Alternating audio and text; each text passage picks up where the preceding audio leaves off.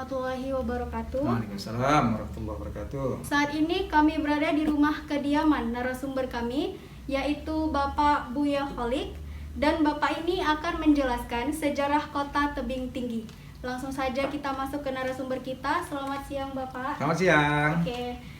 Sebelumnya boleh diperkenalkan lebih jelas lagi nama Bapak? Baik, nama saya Dr. Abdul Khalik, MAP MIKOM. Saya juga bekerja sebagai dosen di salah satu perguruan tinggi di Medan dan di Tebing Tinggi. Oke. Baiklah. Jadi kami di sini akan menanyakan beberapa hal penting tentang kota Tebing Tinggi ini. Silakan. Jadi bagaimana asal mula kota Tebing Tinggi ini yang Bapak ketahui kira-kira? Oke.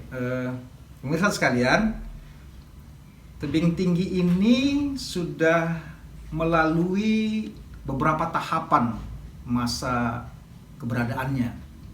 Ada paling tidak 3 masa keberadaan kota Tebing Tinggi ini. Pertama itu masa kerajaan, yang kedua masa kolonial, dan yang ketiga masa kemerdekaan hingga sekarang ini. Masa kerajaan itu adalah masa berkisar antara 1630 sampai 1946. Jadi ada sekitar 3,5 abad usia kota Tebing Tinggi ini. Kota Tebing Tinggi ini dulunya hanya merupakan wilayah kecil dari sebuah kerajaan, namanya Kerajaan Padang. Namanya Kerajaan Padang. Itu sebabnya salah satu sungai yang membelah kota Tebing Tinggi namanya Sungai Padang. Kerajaan Negeri Padang itu dulunya berdiri awal sekali tahun 1630-an di sebuah kampung namanya Bajenis. Kemudian seiring dengan waktu dia berpindah ibu kotanya dari Bajenis itu ke Bulian, kemudian ke Bandar Sakti. Nah, ini saja ringkasnya. Di mana Bulian dan Bandar Sakti itu ada sekarang di kawasan kota Tebing Tinggi. Kemudian untuk melihat apakah di masa kerajaan itu ada buktinya, ada. Jadi buktinya yang bisa kita lihat di Tebing Tinggi ini yang pertama itu adalah istana. Istana Kerajaan Negeri Padang di Kelurahan Bulian, nanti bisa dilihat. Nah, itu didirikan pada tahun 1870. Sudah lama kan, 1870. Jadi di tempat itu, di komplek istana itu ada juga makam raja-raja terakhirnya. Nah, itu buktinya. Yang kedua, Masjid Raya di Jalan Suprapto. Masjid Raya itu adalah masjid peninggalan kerajaan. Dan yang ketiga, kalian bisa datang nanti ke Kelurahan Bulian. Di sana masih ada rumah tua bergaya Melayu, rumah tinggi dia. Bisa diliput nanti. Itu merupakan peninggalan dari masa kerajaan. Lalu kemudian masa kolonial yang kedua. Masa kolonial itu adalah masa di mana penjajah Belanda masuk ke Tebing Tinggi. Orang Belanda itu ketika berada di Tebing Tinggi juga menyisakan banyak bangunan bersejarah yang ada sampai sekarang.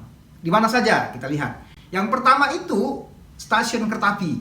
Nah, stasiun kereta api di Jalan Imam Bonjol beserta bangunan yang ada di sampingnya itu merupakan bangunan-bangunan peninggalan Belanda yang harus kita lestarikan sebenarnya. Dia berdiri kapan? Sekitar 1890-an ke atas gitu. Jadi usianya sudah berapa lama? Udah usianya sekitar 150 tahunan lebih gitu kan. Nah, selain stasiun kereta api apa lagi? Ada lagi namanya Gedung Onderafdeling Huis. Gedung Onderafdeling Huis itu sekarang namanya Gedung Juang 45 di Jalan Sutomo, persis berhadapan dengan Bank Sumut, berdampingan dengan Bank Sumut Syariah. Nah, bisa kalian lihat nanti, itu bangunan bertingkat 2. Itulah bangunan kolonial Belanda bertingkat 2 yang pertama kali di kota Tebing Tinggi. Nah, itu pertama sekali. Dia didirikan sebagai kantor administrasi untuk perkebunan yang ada di Negeri Padang serta Bedagai. Nanti kalian bisa. Yang ketiga, bangunan Belanda juga yang lainnya adalah bangunan Museum Kota Tebing Tinggi. Nah, di Jalan Balai Kota atau Jalan Gereja. Nah, itu adalah bangunan Belanda yang dibangun pertama sekali sebagai Gemeentehuis namanya. Apa itu Gemeentehuis? Kantor Gemeente. Disitulah tempat wali kota pertama kota Tebing Tinggi memimpin kota itu. Kapan didirikan? Tahun 1918. Nah, 3 tempat ini yang bisa kalian kunjungi nanti itu adalah bangunan-bangunan bersejarah yang wajib kita lestarikan. Di sana dalam persoalan filologis misalnya, itu bisa dilihat misalnya tulisan-tulisan Belanda di masa lalu. Nah, itu ada bisa kita lihat misalnya tahunnya misalnya anno tahun 1900 sekian begitu. Itu adalah bentuk kajian-kajian filologis yang bisa kalian lihat. Yang terakhir itu adalah masa kemerdekaan. Kalau masa kemerdekaan banyak. Salah satu di antaranya apa itu? Tugu 13 Desember 1945 yang ada di Tanah Lapang. Nah, itu dibangun pada tahun 1948. Kemudian terakhir direhab secara baik tahun 1956. Selain itu, apalagi peninggalan masa kemerdekaan? Banyak yang bisa kita lihat, misalnya lapangan Merdeka sendiri, kemudian rumah dinas wali kota, kemudian sekolah SMP 1, kemudian SD 1, SD 2, SMP 2 itu merupakan bangunan-bangunan pasca kemerdekaan. Nah, bisa dinikmati bahwa Tebing Tinggi ini sebenarnya adalah kota yang telah melintasi zaman paling tidak sebanyak 3 zaman. Zaman kerajaan, kolonial, dan zaman kemerdekaan. Saya kira itu. Oke. Berikut dari sejarah kota Tebing Tinggi tadi, selanjutnya nih Pak, kami akan menanyakan dari mana sih asal mula nama Tebing Tinggi itu? Oh ya, baik. Tebing Tinggi ini sebenarnya sebelum tahun 1864 belum ada namanya. Jadi yang ada dulu sebelum 1864 itu hanya ada disebut namanya Kampung Melayu. Di dalam arsip-arsip Belanda namanya Kampung Melayu. Nah, nama Tebing Tinggi ini pertama sekali ada itu tahun 1864 yang objek nama Tebing Tinggi itu adalah sebuah benteng. Dalam bahasa Belanda disebut dengan The Vesting. The Vesting itu di mana sekarang tempatnya?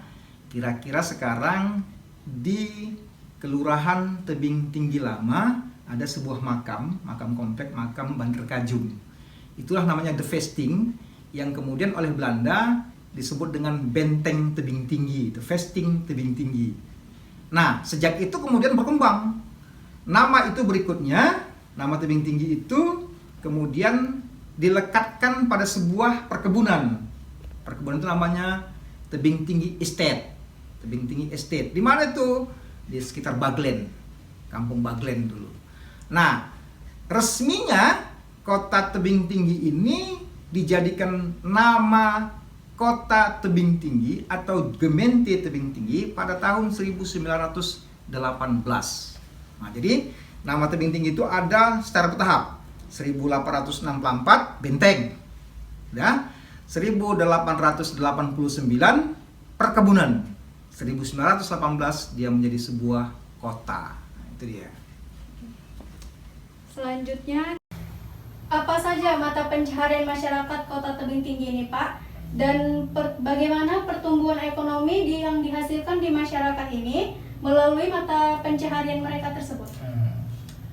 Sesuai dengan periode sejarahnya, dulu kegiatan mata pencaharian atau ekonomi masyarakat Tebing Tinggi ini itu adalah di sektor kehutanan dan pertanian.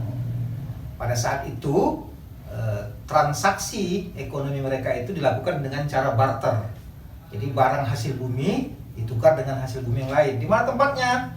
Di pertemuan antara Sungai Bahilang dengan Sungai Padang. Lama sekali waktunya, mencapai ratusan tahun. Lalu kemudian pada zaman kolonial Belanda, ekonomi Tebing Tinggi ini bertumbuh menjadi ekonomi jasa dan perdagangan. Karena itu di masa Belanda lah yang pertama sekali dibukanya pasar-pasar yang berkaitan atau berdekatan berhampiran dengan sungai. Nah, di mana itu?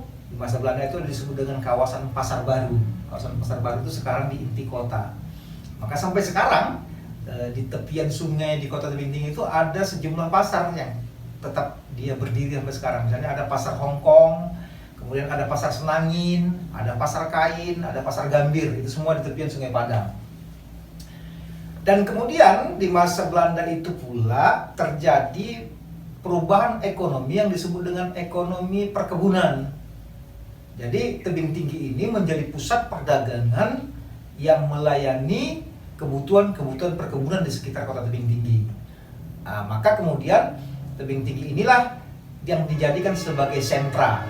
Sektor apa dia? Sektor jasa, melayani kebutuhan perkebunan.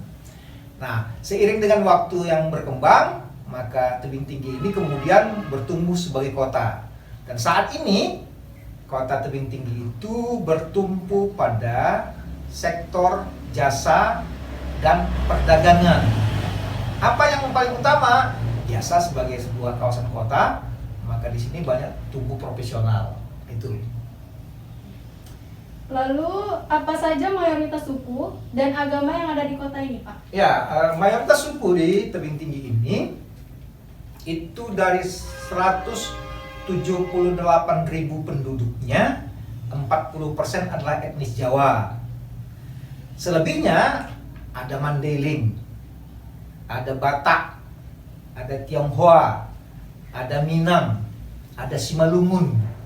Sedangkan orang-orang etnis asli di kota tebing tinggi ini adalah etnis Melayu Padang namanya. Sama dengan etnis Melayu lain, misalnya ada etnis Melayu Asahan, Melayu Batubara, Melayu Deli, Melayu Serdang. Nah, di sini ada Melayu Padang. Cuman penduduknya sedikit.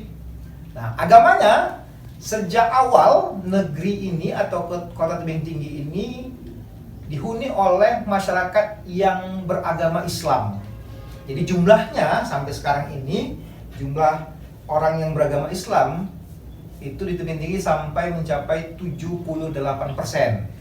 78%. Nah, sisanya sekitar 22% itu ada Kristen Protestan, ada Katolik, ada Buddha, ada Konghucu, dan terakhir ada Hindu. Tapi ada juga satu agama yang berkembang di tebing tinggi ini dan sejarahnya sudah lama, yaitu agama Sikh. Meskipun penduduknya sedikit jumlahnya, tapi rumah ibadahnya ada di Jalan Imam Bonjol, namanya Sikh Gurdwara. Nah, itulah untuk agama dan etnis tebing tinggi. Selanjutnya, siapa wali kota dan wakil wali kota yang sekarang ini? Kalian tahu nggak? Nggak tahu ya? Namanya Insinyur Haji Umar Junaidi MM. Beliau itu putra tebing tinggi.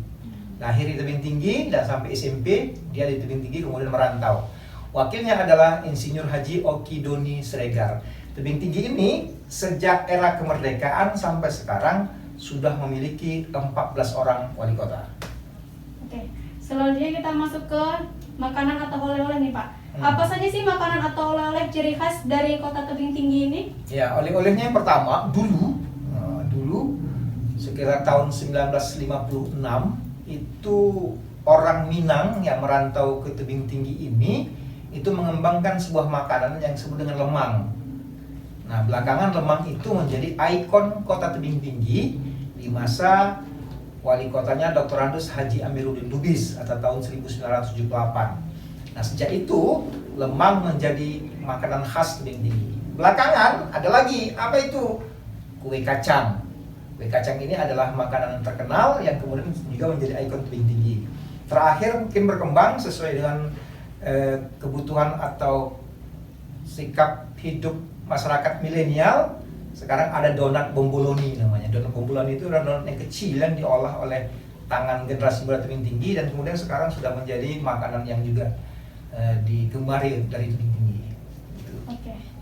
Ya, itu tadilah hasil wawancara kami terhadap narasumber atas nama Bapak Buya Khalik. Sebelumnya terima kasih atas partisipasinya kepada Bapak. Sip. Oke, baiklah. Sekian dari kami. Assalamualaikum warahmatullahi wabarakatuh. Waalaikumsalam warahmatullahi wabarakatuh.